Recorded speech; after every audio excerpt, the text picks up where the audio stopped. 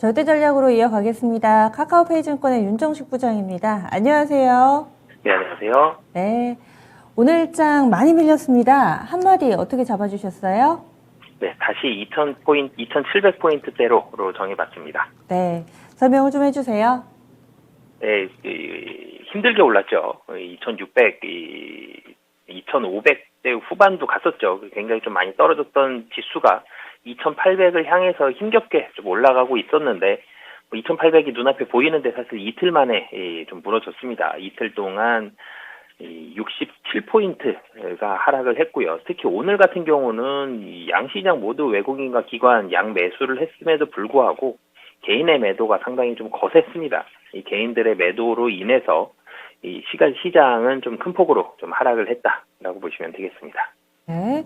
그래서 종가상으로는 2,700에 턱걸이는 했는데 사실 그동안에 어렵사리 모아왔던 것을 한 번에 좀 잃어버린 것 같은 그런 모습이었죠. 개인의 매도 수급적으로도 좀 강조를 해주셨는데요. 오늘 일장 체크포인트들 어떤 게 있을까요? 네, 첫 번째로는 좀 이례적인 일이죠. 사실은 양매수, 양시장 모두 양매수가 들어왔는데요. 외국인과 기관. 이 양매수가 들어왔음에도 불구하고 모두 하락을 했습니다.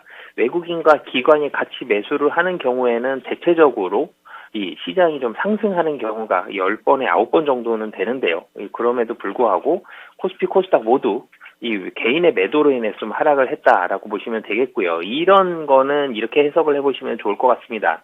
보통 종목별로 매도가 좀 더 강할 때는 이 시장의 매수는 이 지정된 가격으로 좀 대놓는 경우들이 많고요. 매도는 위에서 시장가로 아래로 팔아버리는 경우들이 좀 많습니다. 개인들이 아래로 좀 세게 좀 매도를 했다라고 보시면 되겠고요.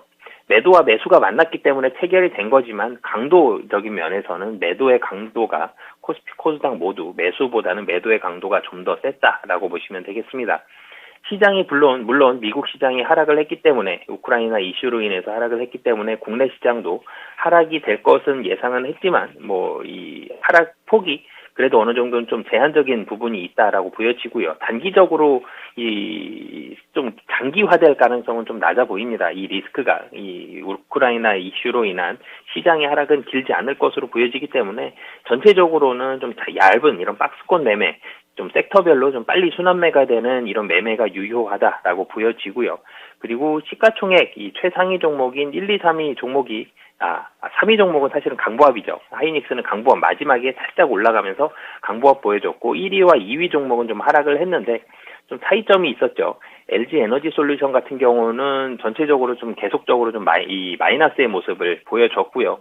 장중에 이 보합 정도까지는 갔었지만 대체적으로 마이너스의 움직임을 보여줬었고 하이닉스 같은 경우는 양봉까지 냈습니다. 시가 대비해서 좀 올라가는 모습 시가가 마이너스 1.5%로 시작했는데 강보합 정도로 끝났고요.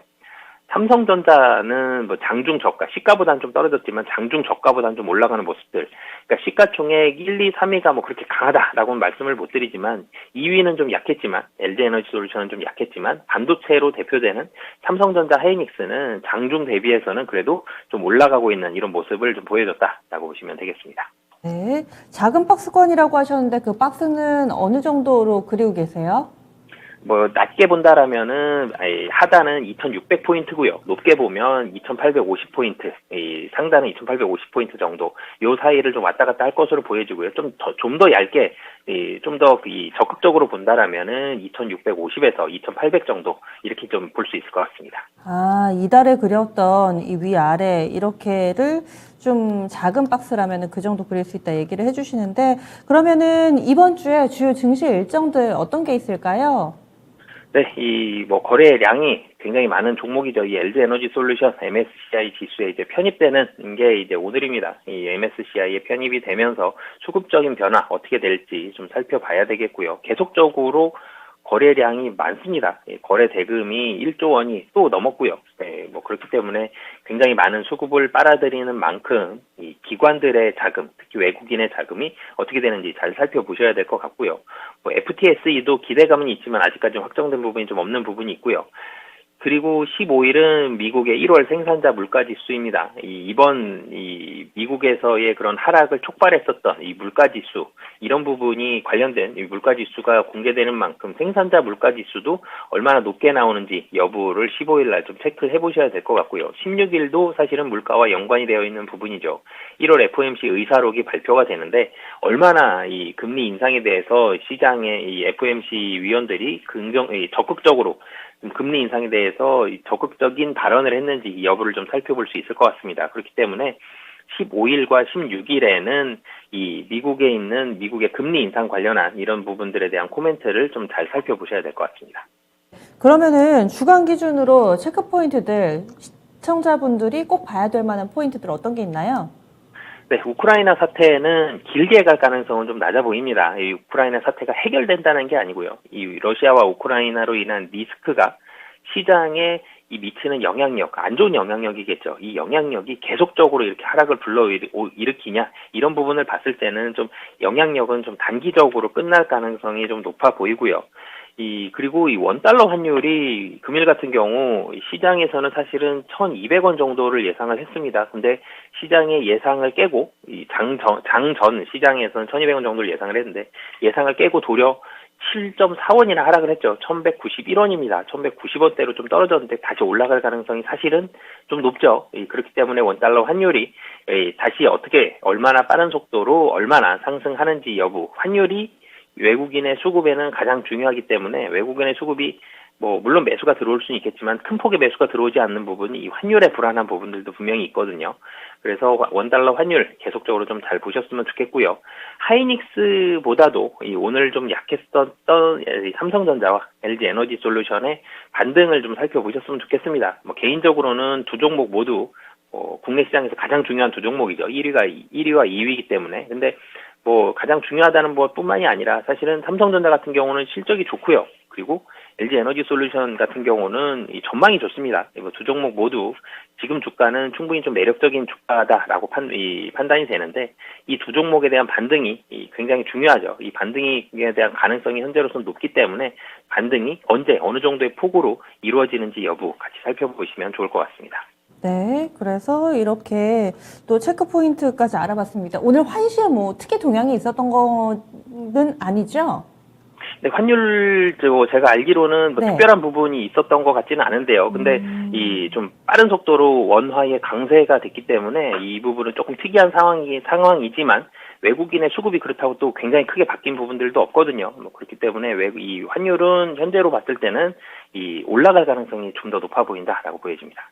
제자리만 잡고 있어도 좀 신기하다 이런 이야기가 나올 법한 그런 증시 분위기였는데 오히려 하락을 하니까 또 어떤 일이 있었나 이런 점들도 좀 궁금하더라고요. 일단 특이 동향은 없는 상황 속에서 1,200원 선에서 상단이 만들어지고 있다 이렇게 얘기를 해주셨는데 그럼 전략 한번 세워보겠습니다. 어떻게 전략을 세워야 될까요? 네, 매매는 좀 수급은 보수적인 상황이 있기 때문에요. 매매는 좀 짧게 방망이를 잡으셔야 될 것 같고요. 섹터별로 좀 빨리 돌아갈 것 같습니다. 아무리 은행주가 좋아도 은행주 추세적으로 상승 안 하고 조금씩 차익실현 매물 나왔다가 다시 상승하고 정유주, 국제 유가가 오른다고 하더라도 차익실현 매물 좀 나왔다가 상승하고 이런 부분들이 좀 많이 이루어지죠. 반도체 가격도 상반기 내에 좋아질 겁니다. 그래도 굉장히 짧게 매매가 되기 때문에 섹터별로 좀 짧은 순환매가 예상이 됩니다. 방망이 짧게 잡으시고 섹터 잘 선정하셔서 짧은 매매 하시면 좋을 것 같습니다. 네, 알겠습니다. 오늘 수고 많이 하셨습니다. 네, 감사합니다. 네, 이렇게 해서 절대 전략까지 세워봤습니다. 카카오페이증권의 윤정식 부장과 함께 이야기를 나눠봤고요. 오늘 토마토TV 퀴즈 아마 방송 중간중간에 접하신 분들 계실 겁니다. 오늘 준비되어 있는 퀴즈 맞추는 시간 아직까지 좀 남아있어서 늦지 않았습니다. 한 번 더 소개를 해드릴게요.